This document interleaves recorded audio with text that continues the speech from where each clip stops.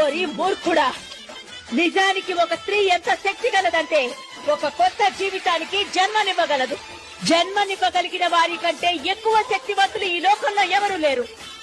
అలాగే స్త్రీలు దుర్బలులు అనుకుని వారిపై తన శక్తులు దురుపయోగం చేసినా, స్త్రీని అణచివేయాలనుకున్నా, నేను జగదాంబ రూపంలో అవతారం ఎత్తి వారిని సంహరిస్తాను. అమ్మా భవాని లోకాల